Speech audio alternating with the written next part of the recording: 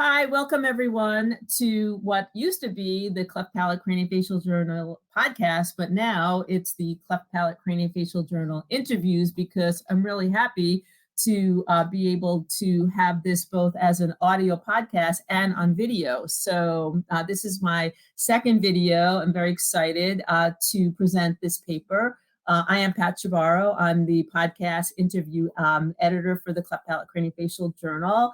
And this paper, which I was really, really excited to see, and I'll tell you why in a bit, is risk of malocclusion among patients undergoing single-stage versus two-stage cleft palate repair. You'll find this paper, everyone needs to read this paper, in the Cleft Palate Craniofacial Journal, and that's October of 2022. And it is pages 1271 to 1278. And there are a bunch of authors, and I always love seeing a bunch of authors, that it's a group effort, are Hillary McCrary, Vanessa Turcia, Sarah Hatch-Pollard, Dave Collinridge, Dwayne Yamashiro, and Jonathan Skirko. Everyone, except now for Jonathan, are from the University of Utah, and various departments within. And John is now at ENT, head and neck surgeon at the University of Arizona College of Medicine, Department of ENT. And he looks very dapper with his suit. I've had interviews with people with their scrubs on, but now that we're in video, people are starting to dress up a little. So John, thanks so much for joining me. Yeah, thanks for having me. Excited to be here. Hopefully I don't have a face that's made for radio. You look terrific. So I always like to start out by asking the authors, what made you want to study this? Because doing studies takes a lot of work, and I'm always interested, and there usually is a story or some kind of major motivator. So what made your team want to look at this? That's a great question. So, as a surgeon scientist, part of my role is being a surgeon and caring for kids. And the other side is being a scientist, and my research is clinical research. So I try to do studies that help us to understand how to best care for patients. And I try to meld those two together. And this study, I think, is a perfect example of how those two intersect. Anytime we're facing discussions with parents about best approach to a problem, we discuss the risks and benefits of different approaches.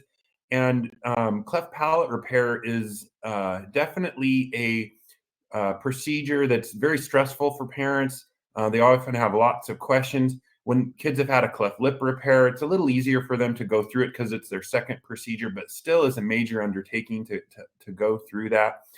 And while we're planning that, we're also thinking as surgeons down the road of how can we minimize problems that come up later, right? And in cleft care, there's a lot of things that can come up, whether it's, how to reduce the risk in the surgery that you're doing for palate repair of VPI, or in this case of this study, how to try to maybe mitigate the risk of developing class 3 malocclusion. And so when I went to Utah and started practicing there, Dr. Yamashiro and others there had been doing stage palate repair that I hadn't really been exposed to. And it was really kind of an interesting perspective to see trying to do the primary palate repair in a way that could decrease the burden down the road of having to have surgery for class 3 malocclusion. And so, but it's interesting. There's always data this way and that. And so, but hadn't really looked at the data from that center, and they had been doing it for many years. And so we thought that it would be a good idea to try to look at that data and try to understand how much impact doing stage palate repair was having on the development of that very important outcome. Well, as I was saying to you offline, as the nurse practitioner on the craniofacial and cleft teams for over 30 years, I was very, very happy to see this paper. I was especially happy to see what your results were, because for parents to have to go through any type of surgery, the whole goal for us is to minimize the number of surgeries. It's one big goal. So as I think the listeners and readers will see, is, you know, it was important to have evidence, and you did. And so I'd really love if you could sort of give an overview of your work and what you found. And I'm really excited because now that we're in a video format, you can actually bring the paper up and maybe point out some of the things that you think are interesting for the listeners, for the readers to take a look at. So go for it. Definitely. Well, I think the first thing that, as a researcher, the first thing you have to think about is what's the primary outcome going to be. And when I'm thinking about an outcome, because my research is patient-centered, I try to make sure that it's something that's going to be important to the patients. And so sometimes people would do like a measurement. If there's a difference of like a few millimeters on lateral ceph, that may not have as much importance as just the development of class 3 malocclusion, right? Like Right. if you need a Lafort or you don't, that's very important to families. So I think Yep. taking a step back and understanding what's that outcome that you're going to try to measure, how measurable is it, and then how can you try to identify predictors. The challenging thing with class 3 malocclusion is that most studies have gone through and they've picked specific time points. They look at the development at age 5, age 8, age 10, and it really misses the opportunity to try to capture more of these events. Because once you develop class 3 malocclusion, it's not like you're going to suddenly undevelop it. And so what I was able to do in this study with the help of one of the statisticians that's a co-author is to do a different type of analysis than is often done. And we did time-based analysis where we did a Cox regression and we did survival analysis over time. Survival analysis was originally done to look at mortality, but it's really just time to an event. It's called survival, but it's really time to an event. And we did this analysis as time to the event of developing class 3 malocclusion. And so I think that not as many people are as familiar with this. So maybe I'll share my screen. That's a PDF of the article, so you can kind of see how that works. So when you look at a graph like in Figure 1 here, you'll see on the x-axis is the year, which is the age of the child, and then on the y-axis is the cumulative hazard. And so in panel A, you'll see the difference that might be present between the blue and the red line, which is stage 1 and stage 2, as compared with the development over time between those in blue, which are Caucasian, and those that are in red that are non-white. So you see that there's more hazard over that 5-year time frame for those that were non-white, whereas in the first 5 years, there was no difference over time. And so when you do the survival analysis in this way, it can be really helpful because you can accumulate evidence over time and not just have one time point. And I think it allows you to have more power to assess for differences. So first of all, I'm so excited that we're doing this in a video format now, John, because, you know, so many times when I'm doing the podcast, the authors will say, oh, I wish I could put the paper up. Now we can. So this is terrific. So before, I know that there may be some other points on the paper, but I'm wondering, maybe give sort of maybe a bit of an overview of everything, or if there are things now in the paper you want to point out, that's fine too. But I'd love for the listeners to get, you know, sort of follow through the work that you did. For sure. Well, I think first, when you're doing a study, you want to think about what's your primary outcome. So we have a goal in mind when we're looking at this, and our primary goal was to assess, is there a protective effect of staged palate repair? And so when you do the analysis with survival analysis, because there's a number of factors that can lead into that, you do what's called Cox regression, which is kind of a multivariate way of looking at this survival analysis. One of the things that you have to have when you're doing that type of analysis is called proportional risk, meaning that the two lines can't cross. And the reason that the age is broke down from 1 to 5, which is kind of an odd age, is because there was the proportionality was kind of screwed up if we looked at the two age groups combined. Because I think it's largely because this risk factor here was present up to age 5, and then it kind of went away. So that's why when readers are looking at it, the ages are broken down in figure 1 with this, and then in figure 2, the rest of the time frame. And so the primary outcome was trying to look, as shown here, the difference between one-stage and multi-staged palate repair at the incidence or the development of class 3 malocclusion. The development is shown as in this hazard. So if you develop it, then you pop up on this line. If you don't develop it, then you'd stay flat, right? So on this panel A, from 5 years up to 17 years, you can see that those with one-stage palate repair have the appearance of slightly higher risk. Statistically, it wasn't significant. Those two lines are not distinguishable.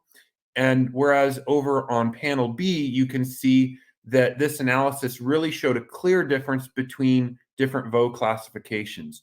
So class 1, which would be 1 or 2, which is a cleft of the palate, either hard and soft, and those two behave statistically the same, so we grouped them together. Other, which was predominantly, interestingly, most of those kids were an isolated palate and an isolated lip. And then VO 3 and then VO 4 on the top.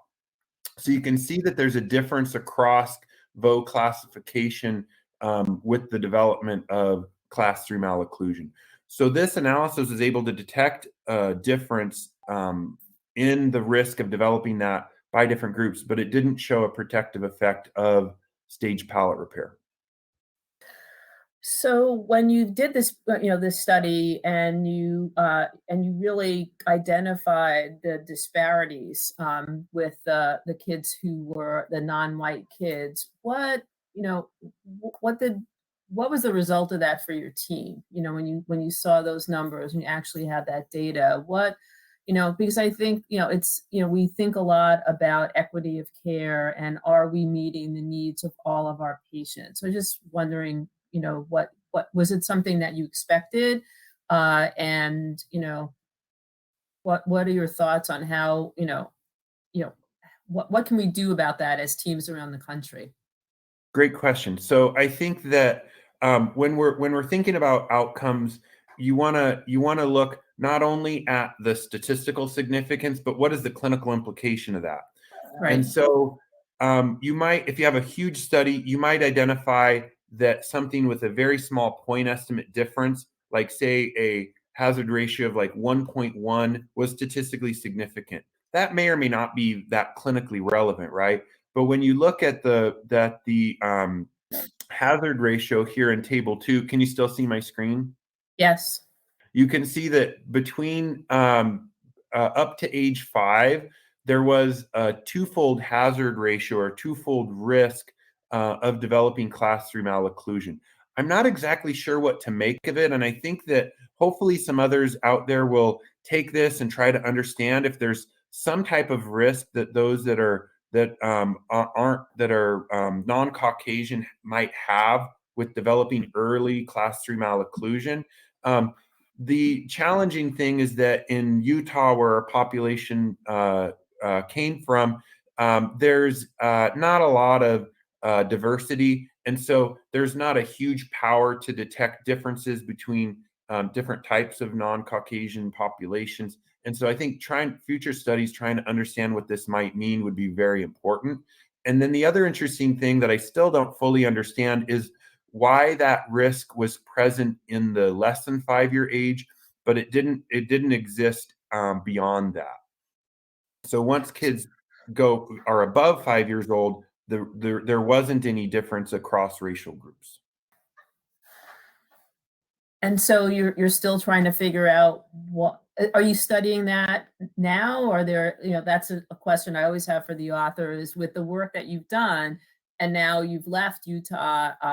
What are you doing with this info now that you're in practice in Arizona? Great question. So I think that first, taking a step back, there are other studies also that have shown that there isn't a protective effect, randomized trials in Europe that have shown there isn't a protective effect of stage palate repair. It's hard to know for the development of class 3 malocclusion. It's hard to know what to take sometimes of those when they have like so many different arms, and that practice might not be exactly the stage palate repair that's done elsewhere. But I think overall, taking a step back and seeing if there is some benefit, it's fairly small. And based on our results here and taken in conjunction with other studies, it may not be worth putting families through that because it is a lot of surgical burden. I think as we're trying to have a discussion with families, at least letting them know there might be a protective effect. If it is, it's around this much. It's like 20% decrease in the chance, but it wasn't statistically significant. And this was a big study, so we should have been able to identify a difference if it was clinically relevant. So I think those are the things to take away. And I think if people are offering stage palate repair, at least having a discussion with families about the risks and benefits, right? Like the risks of added surgical burden versus the benefits of trying to decrease the risk of class 3 malocclusion, and that the data is unclear whether that benefit is real or not. As you're talking about this, I'm trying to think about how this affects a parent. So a parent is working with a team and and parents are very savvy. They're reading, a lot of them have, access to these papers and, online, there's a lot of talk between families about best practice and surgeries that their kids had. I'm thinking, what happens when a family meets with a team? They've already gone through a lip repair, for example. So they're committed to working with this team and they get to the palate repair and sit down to discuss it. And they're told by their surgeon, I do a 2-stage palate repair. How, and I guess what is, the dilemma for them is, you're committed to this team, you trust this team, but you've read that, maybe this really doesn't make a difference. So I'm just wondering, as a surgeon, how, what are your thoughts about this? And this is something that I didn't even think about before this interview, but as you're talking, I always try to put myself as the nurse practitioner in the place of the family to figure out how can I best help them through something like this. Yeah. I think informed parents are very good parents, right? Like you want parents to come in well informed. This is hard stuff to understand sometimes, and so I think if parents come in there with questions about that, it's our role to help them understand differences that might exist. So I think from the first point, just making sure that we can give the parents all the information that they need to make the proper decisions.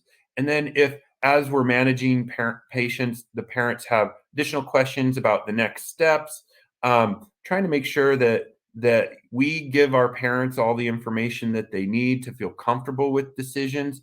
And then from a parent's perspective, feeling comfortable with the answers that you're getting, right? So it's a give and take. So if you're asking questions of your team and this is just the way we do it, that might not be the best approach for your child. Maybe it is, and you have complete trust. But if there isn't a lot of discussion about the potential risks and benefits, maybe that isn't the best team to care for your child.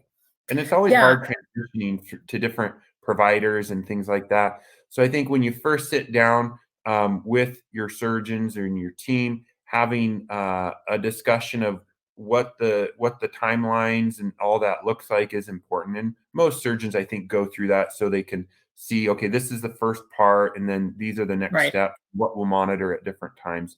It's hard to have that discussion and go into a ton of detail because it's a lot for parents to hear about, like, the development of EPI and then, bone graft down the road. And so sometimes some of the later things are glossed over a little bit in that discussion because so much information coming at them. Yeah, I think that, and we do that, I think, as the providers, because we don't want to overwhelm them, so it's almost like trying to have a balance when you're first working with the families. I'm thinking about this when I would do prenatal consults, and parents would ask me, well, what's the timeline? And obviously, we don't know until the child's born, but if a child is born with a unilateral or bilateral complete cleft lip and palate, then we know for sure the things that they are going to need. But you also feel that you do have an obligation to parents to tell them what are the possibilities, but then balance that with not completely overwhelming them.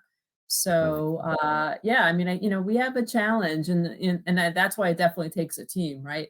Definitely. To And I think the prenatal consults have offered a bit of extra buffer of getting some of these concepts introduced even before the child's in their hands so they can understand some of the pieces. And then often you have to circle back, and then having some additional material that might be even more detailed that's available to families to access. It's high quality, I think, is very important. And so having some of those very good resources so that once you're done with the discussion, they'll have additional questions. They have more details that they can look up with, high quality information in it can be really helpful. Absolutely. So back to, just in terms of your findings, were there any findings that you really had absolutely no idea about expecting? I know you talked about some of the things that you couldn't sort of understand. Was there anything else that that you saw that maybe you didn't expect? Well, maybe I'll share my screen again. So part of this, because it's observational data, it's not like children were randomized to different groups, right? And so there's Right. always some potential bias. The studies in Europe, kids were randomized into different arms. Some of them were different types of stage, and some of them were single stage. And that you balance out those potential biases. In observational studies, we have to use the data that we can that are potential confounders, things that might impact our outcomes that's not our primary predictor, and we have to try to adjust for them. And so the Cox regression is shown in table 2 helps to do that. And the way that we did this analysis was we took things that we thought could be potential confounders and other predictors, and we put them in the model, and when we tried to understand what was statistically significant, and things were kept in the model that remained above. I think our cutoff was 0.1. So you'll see that, like, in table 2, public insurance as a metric of socioeconomic status was associated with a slightly higher risk, but it wasn't statistically significant. We still adjusted for that because while it's not a quote unquote predictor because it doesn't reach 0.05 level, it still helps to balance out the potential confounders that might exist, right? Right. And some of these predictors were kind of interesting, I think. So if you look at birth year, because the potential to capture kids may change over time within a group as providers maybe become more savvy or practice patterns may change with different nuances.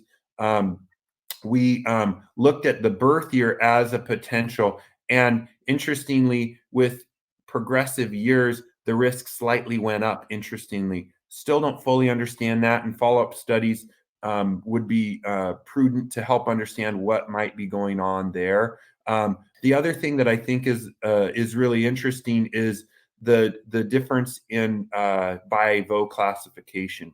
And so both 3 and 4 having 2 and 3-fold higher risk is very clinically relevant. So if you're going to do a stage palate Right. repair and maybe you're in a VO classification that's 3 or 4, probably more relevant, but it's not statistically significant. So not sure how to play that one out. But as you're explaining it, you can at least know that you can tell parents your child has a unilateral cleft lip, so their risk is X higher than somebody that was born with an isolated cleft of the soft palate. Or you have a bilateral cleft lip, so your risk is X higher. And we might be able to decrease it by X amount if we were to do a stage palate repair. though the protective effect wasn't statistically significant. Yeah, I mean, I'm just, again, so glad. I'm really glad that you did this study. And I don't know if you can hear it, my listeners, but my dog in the background is agreeing with you, John. Yeah.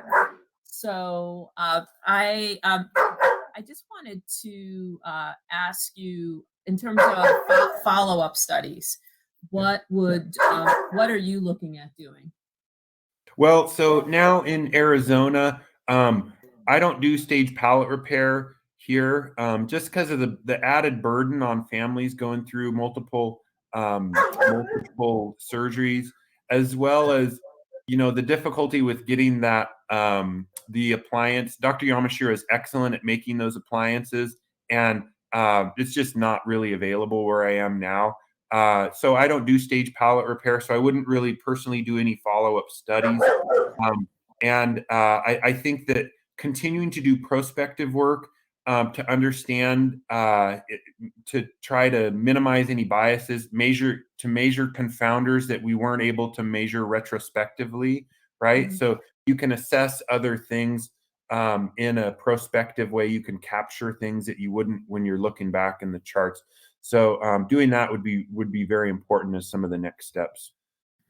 So you, in the beginning, you talked about yourself as a surgeon and a scientist, and as you know, there are a lot of young surgeons, young scientists in all aspects of care for kids with clefts.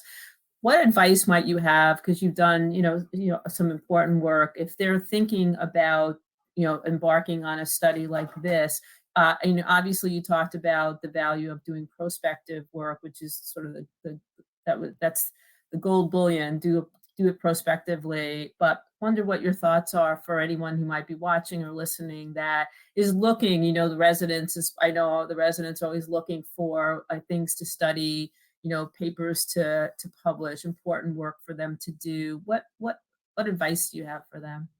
Great question. So I think that as you're trying to plan out what a future study might look like, I think taking a step back and trying to figure out what might be clinically relevant and clinically important, and your time spent with patients often can be really valuable in understanding what areas you might want to focus on. And so just making sure that the outcome that you're trying to measure in a different area is going to be clinically relevant, I think is really helpful. I'm also doing work. A lot of my work is in pure band sequence, my prospective Mhm. work. And part of that is actually funded through the Patient-Centered Outcomes Research Institute, PCORI. And that organization, really interestingly, includes parents as part and patients as part of your research team. So over the last many years, we have stakeholders from across the country that come together that talk about patient-centered outcomes research, and that includes patients. And having patient and parent perspectives when we're trying to figure out what we should do as researchers is really important. And just really opening up to understand what's important to patients can really open your eyes to things that might not be studied. And kind of like when you bring disciplines together, each of us has an angle that we've seen and we've Right. experienced life through. And when you kind of open your eyes to a different perspective, you'll really be able to change kind of how we look at different problems. Yeah, and that is why I am always so happy to see a paper that has multiple authors from different specialties, as and so well illustrated in your paper, which I want to reintroduce this paper to everyone. Definitely take a look at this. I think it is, as I told John, as a nurse practitioner, I was really happy to see it. This is the risk of malocclusion among patients undergoing single stage versus two-stage cleft palate repair. And the authors are Hilary McCrary, Vanessa Torresia, Sarah Hatch-Pollard, Dave Collingridge, Dwayne Yamashiro, and John Skirko. And you will see this paper in the Cleft Palate Craniofacial Journal, volume 59, number 10. That's the October 2022 issue, pages 1271 to 1278. I am so grateful, John. Thank you so much. This Yeah, was thank you. terrific. and to be able to show your paper, I think just is so value added. And again, thank you so much, and good luck with the work that you're doing. And I hope to see you at the ACPA meeting next year in I'll see you there. North Carolina. Yay! Thanks so much. Take care. All right, thank you.